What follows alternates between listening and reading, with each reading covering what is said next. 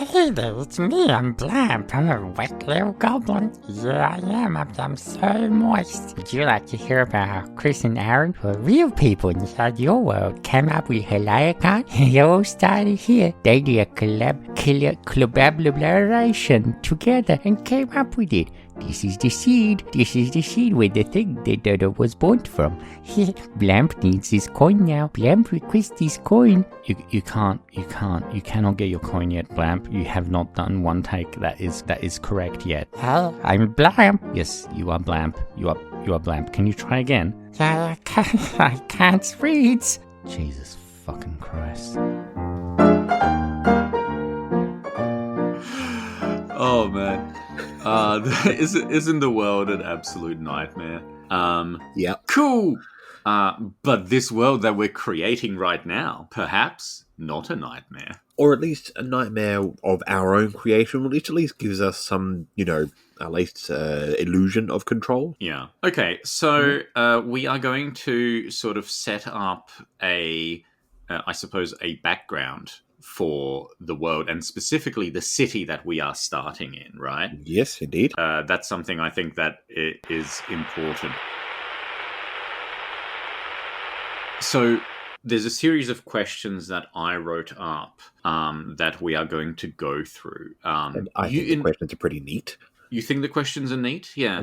I thought the questions are okay. So I don't know how we should do this one. I have some stuff written down of like ideas that I might have for these questions, but of course, more great minds think alike and fools never differ. Because I have something similar. Ooh, very good. So this might. So at first, I think we should go through the questions and have a bit of a discussion what we were thinking for each, rather than as with Yoranga, we sort of just wrote a bunch of stuff one after the other. So I think the format for this is a little bit different. But do you like the idea of going one person answers one question, next person answers the next question, or do you prefer like we both have answers to every question and then at the end we settle on something, or what do you think would be a good way to do this? Because I think a good way would be to keep to our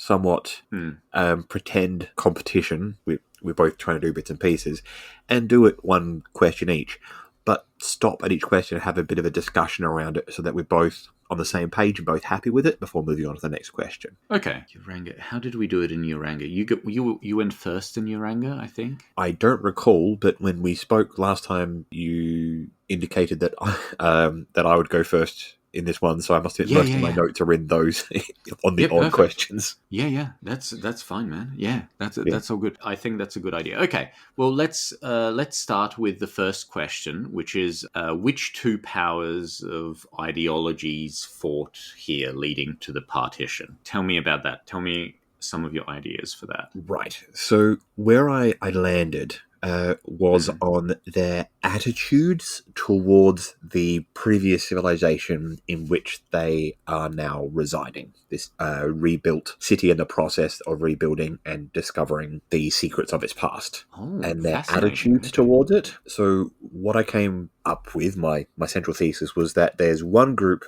that wants to try and recreate some imagined glory from the last great age that the city was built in, whilst those on the opposing divide certainly want to plunder it for useful information, magics and sciences, technologies, that sort of thing. But they're dedicated to building something new and different, sort of a recreationists versus neoterics kind of notion. That's very interesting, actually. Okay. Understanding, of course, that the recreationists, no matter how fanatic they might be, not all information was preserved, and even what information they do recover is being filtered through their existing paradigm, so they can never truly recreate it. And the neoterics are dedicated to something new and better, but they are doing so using building bricks from the previous civilization, so it can't be wholly new either. One of them essentially want to rebuild what was lost. Their imagined version of what was lost, yes. Their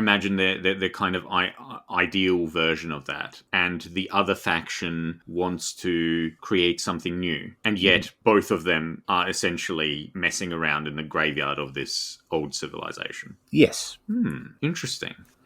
So the idea is that they're both going to be taking the same actions, i.e. plundering the city for its riches, but they've got two technically wildly opposing view on that old civilization, sort of one of idealization and almost making it sacred, and the other one presumably somewhat dismissive at best, if not outright vilifying it. But in effect, both are still trying to create something old and new simultaneously. They're actually far more alike, even though they are bitterly at odds with one another. Ah, that's really interesting. I like that dynamic. That's really good.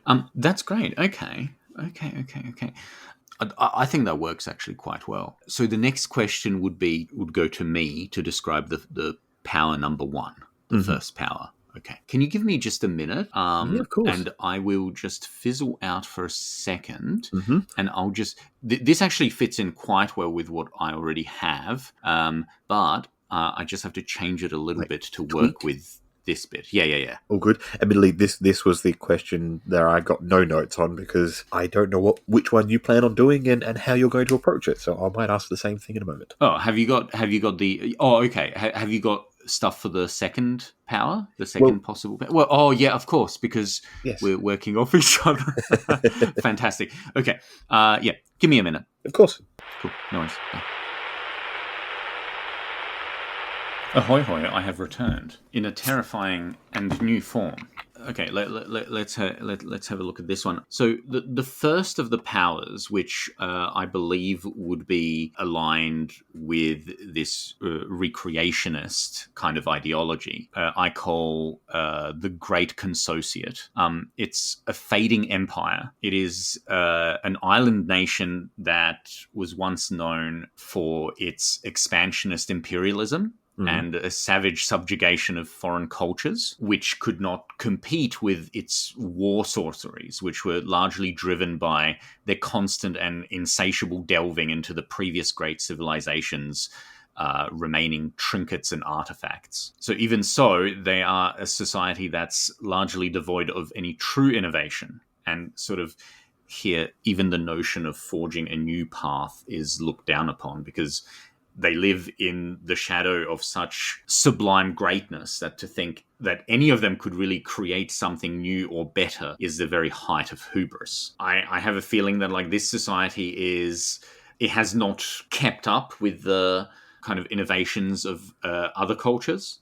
Perhaps it's propped up by its former colonial conquests, but its riches have been gained by largely plunder and seeing the leftovers of this previous great civilization as their birthright. Does this have a sort of, given it sounds like you've got a stratified society as well, sort of the original culture and then their satrapies and subordinate cultures? Yeah, absolutely. And you know how the great empires are like the Roman Empire. There's this kind of what Rome means is shifted over so many centuries. Like, what is the Holy Roman Empire? Blah blah blah blah. Well, I mean, yes, perhaps you've got the Roman Empire, then you've got the extraordinarily German Holy Roman Empire that was correct Roman as Germans are likely to get. Yeah.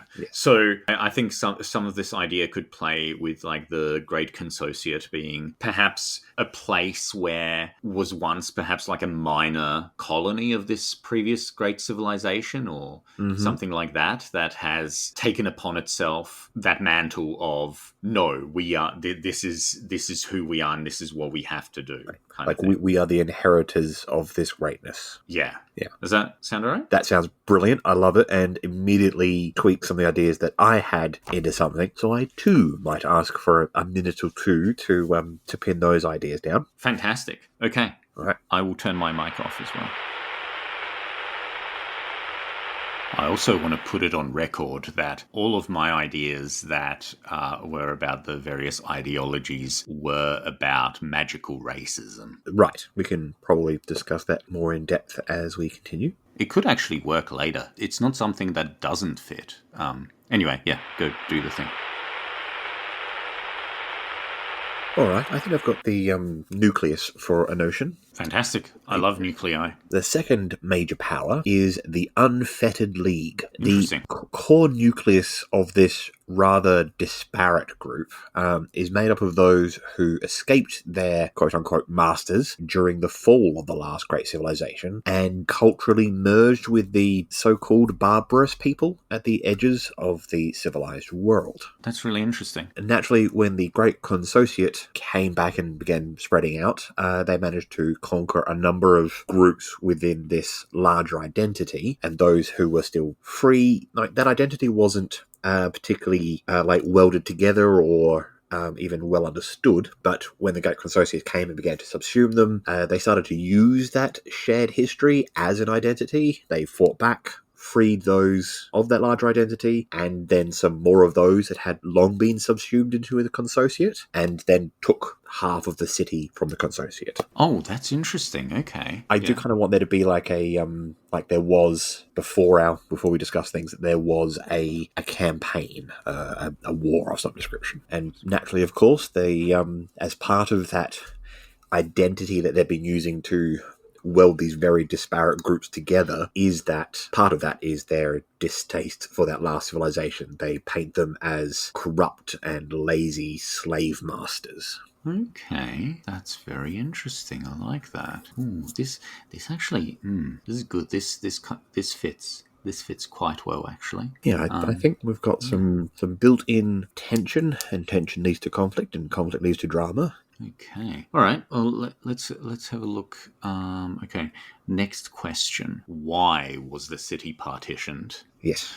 You're saying that this city belonged to who did this city originally belong to? So I believe in our chats beforehand we talked about how the city was the core of this last great civilization, and indeed there are layers of even older ones beneath it. Absolutely, yeah. So when the Great Civilization fell and collapsed, the city essentially emptied, perhaps even lost. Maybe that's something we could talk about. Mm-hmm. But then at some point, the Consociate reclaimed it as part of reclaiming their inheritance, and then the Unfettered League came in and took some of it from them. Ah, interesting. So the question that I have to answer now is a partitioned city, right?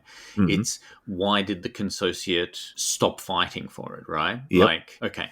Give me a few minutes for this one as well, okay? Of course. Cool.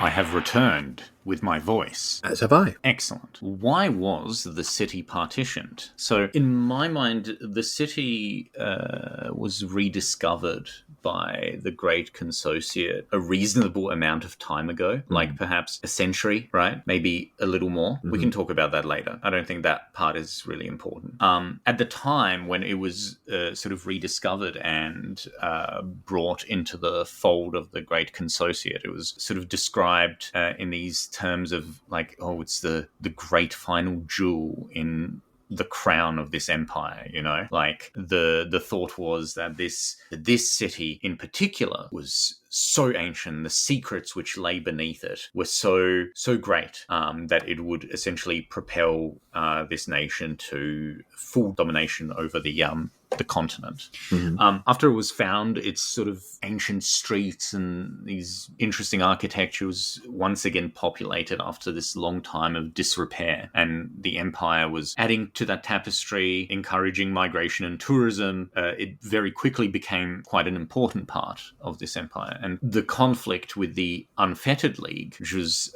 sort of, I think we could say, a rising power, was a long time coming. But when it came, this city was fought over savagely. And I envision that this conflict lasted for quite a long time, led to a great many more deaths than either side was comfortable with. I envision that I think maybe the size of the city and as well as like the sort of relative competence of both powers created this kind of peculiar cost-benefit calculation for both nations. A stalemate, as it were. A stalemate, yeah.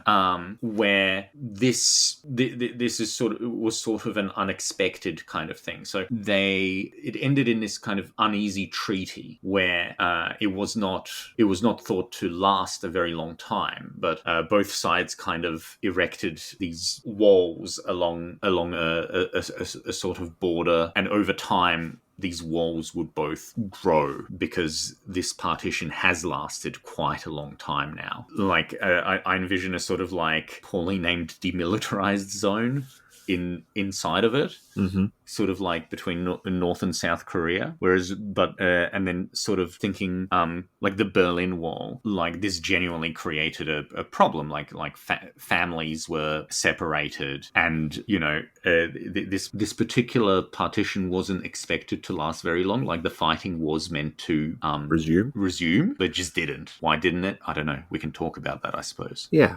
What do you think about that? I like it, and that sort of does lead naturally into the next question of how long ago was it partitioned. Yeah. I like your idea that the consociate rediscovered and colonized the city more than a century ago. I'd suggest, give it time enough to properly colonize it so it becomes people's homes. So you're quite right that when the Unfettered League arrives, there's a war, something occurs that brings us to a point of stalemate. There's this ceasefire treaty-like thing that's only supposed to last for a short period of time, but it just continues on, and the people of this city, as you say, families getting separated by this wall. So I'd say it needs to be long enough to be the status quo, but recent enough to still hurt. 18 years? Sorry, what was it, 18 or 80? I said 18. Yeah, that's sort of what I was thinking. I was thinking around a generation, which is 20 to 25 years. Yeah, that sounds all right. Yeah. So I might just leave it. We can say like a quarter of a century. Yes, I thought leave it a little bit fluid because as we start pinning things down, we can get more specific. I think that's sort of worked that part out. So our next question is, which cultural groups have been maligned? And that's a question for you, my friend. Oh my god, that's another question for me. Interesting, because I suppose it depends. This one I think we should have a little bit of a chat about, because I feel this one is quite dependent on how is the Unfettered League seen by the people of this city. It's been a while. They would be seen as invaders. They would be seen as, right? Or are they seen as liberators from the culturally snobbish consociate who doesn't think you're really good enough unless you were part of that original group of inheritors? Okay. It could also be that the Unfettered League, the parts of the city that were partitioned, that were taken, perhaps they started in very poor areas, like the edges of the city. They would have. Okay, let me have a think about that. All right, I'm gonna fizzle out for a second again. No worries.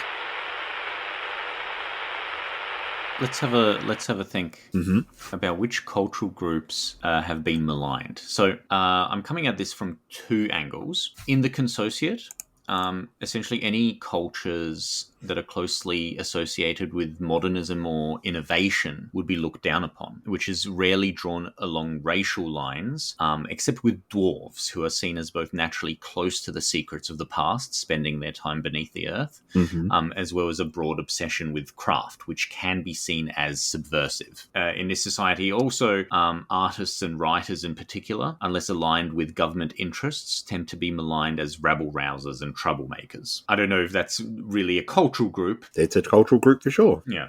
Then in the Unfettered League, I think historians, people overly concerned with the past, are often seen as not traitors or anything like that, but potential spies or maybe weak links in society. This includes cultural and religious groups which pay particular attention to the histories and their own traditions rather than sort of the League's fast-developing modern society. What do you think about that? That's very interesting, and I think we have a point of contention here because in my the next question, which cultural groups have been promoted, I have listed archaeologists and historians.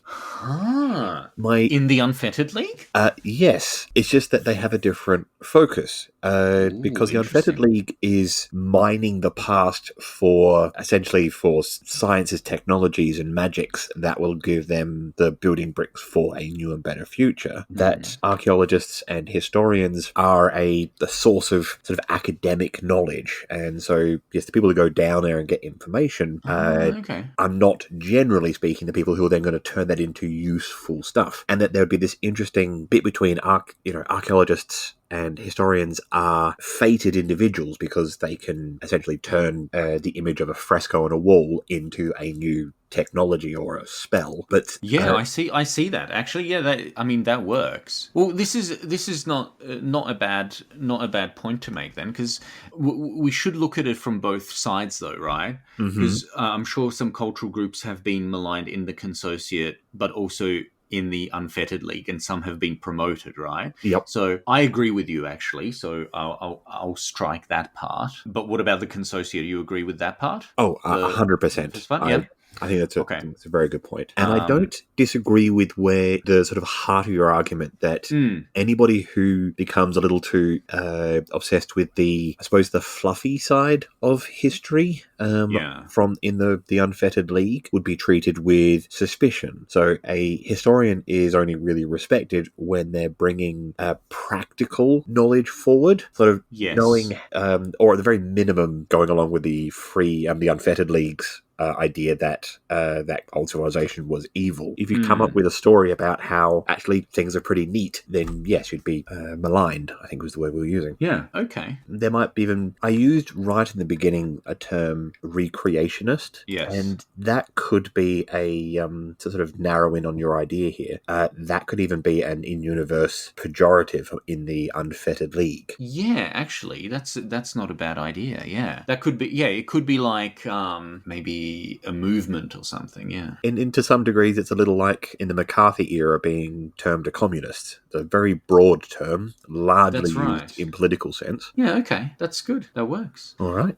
So next one. Oh, see, the next one's a bit lazy, isn't it? What kind of races live here? Well, I do have a little bit more to go with which cultural groups have been promoted. Yes, please. Because part of where I was going with this archaeologists and historians were also those that you even used the word earlier in our discussion, those that delve into the depths of the city for this information, for either escorting an archaeologist or bringing back information materials for them to work upon. So I'm sort of using the word delver to describe them. Ooh, delver, I like that. As soon as you used the word, I was like, yep, nope, that's a fun, cool word. That needs to be like in canon, I think. And the interesting thing about them is that, aside from the fact that they become, I would say, almost celebrities, these are the individuals that are on the forefront of what is the points of conflict that are allowed underneath the aging and increasingly rickety treaty, because military conflict is all out. But you've got these delvers going down to try and recover information that will make their parent power more powerful. The archaeologists and the historians turning that into sort of practical and useful, or at least politically persuasive points. Okay. So they are the tip of the spear in the ongoing conflict. But the other side of that coin is that when you are in the incredibly dangerous Undercity, as it was, delvers might find themselves having to work together against the dangers and the monsters and the creatures and the abominations that exist there. And it has long been a case in real-world history that academics have found more in common with one another than they have with their parent powers when it comes to sharing information and ideas and evolving theories. Yeah. That works. Yeah, so what kind of races live here? We did say that it's going to be multiracial. So now that I think about it, it's not actually a very good question. That's all right, because the next question, name of the city, there's not a lot of things here. I've got a couple of suggestions. Yeah, go ahead. I came with a bunch, but the two that I thought were worth talking to anyone else about were Heliakon. How do you spell it? Heliakon for November, and Spiraxis. And how do you spell Spiraxis? Spiraxis. And the first one is Heliakon? Yeah, or Heliakon. I'm not, sold on the enunciation exactly yet. Heliakon. I like Heliakon. Heliakon, I gotta say, that one I said first, it's the one, it looks cool. It got does. Yeah. No, that's great. Heliakon? Yeah, Heliakon. Heliakon it is then. Well then, Heliakon.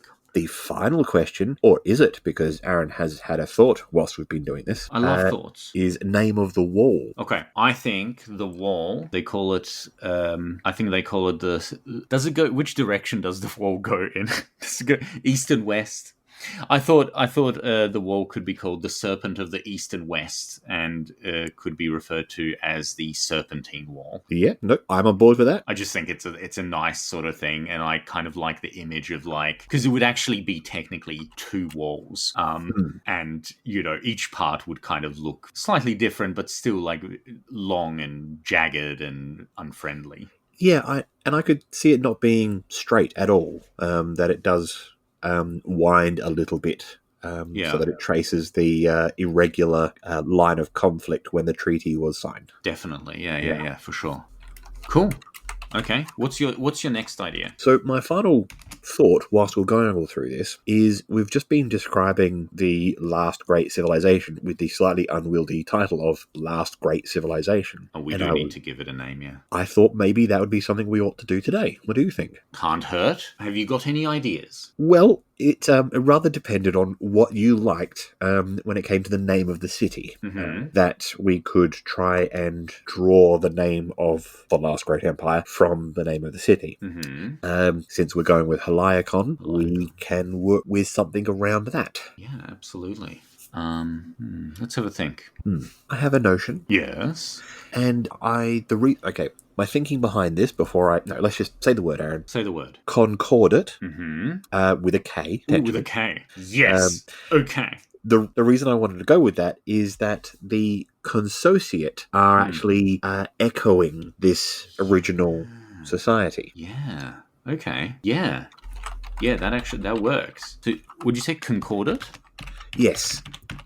With a K. Yeah. So now it's fantasy. Well, and Heliakon has got a name, so yeah, it does. We can sort of infer that within their original language that con had a meaning that worked with both. Yeah, definitely. Okay. Hey man, this is good. I think so. I'm excited by this. I think we've got a few more bones to build our flesh upon now. Yeah, let's have a season 1 folder. Sure. Hold on, I'm gonna make a season 1. Season 1, create, and then I'll start a new shared doc, and I will put in all my stuff, and you put in all your stuff. Yep. Does that work? Yep. They're scribbled notes, but between that and the recording. Yeah. Absolutely. And I will get rid of all the parts that are not relevant to this version of the setting, but I do believe I can get my magical racism in there later. Oh yeah, no, we are for sure. And indeed, it's funny you've mentioned that a bit. And one of the ideas that I've got for either episode 1 or 2, still working on, I'm writing them out now to get an idea for length to do something in there. Oh, nice. I will say no more. Here's the thing, though, right? Do you think that we should each choose a side of the city, or should we just come into it like a wrecking ball? I think we should definitely do that pop star thing. The pop star thing, yeah. Great idea. Yeah, I think that will work quite well. We can jump around and indeed I actively want to start working in different sides, because I can see both sides as having good points and bad points. Yeah. Absolutely. Yeah. I'll perhaps stop recording now. We've been recording for an hour, and a lot of that you'll find is just silence, which is fantastic. Which is good. All right, Levy, I'm going to stop. Oh, hold on. I'm going to say a cool sign off. I love sweaty balls. He does. That didn't make much sense to Blamp, but I hope you enjoyed it. I am so moist. Oh, there's little rivers of sweat and like other fluids, like a little film on my skin. Oh, that feels nice. Yeah, it feels nice to earn that coin. I am not paying you, Blamp. You've just been talking about how moist you are. That's not part of the contract. I'm so sorry, Blamp. I'm Blamp. I'm Blamp. You're leaving. That's good. Oh gosh, Jesus! I should have hired an elf for this one. Blamp.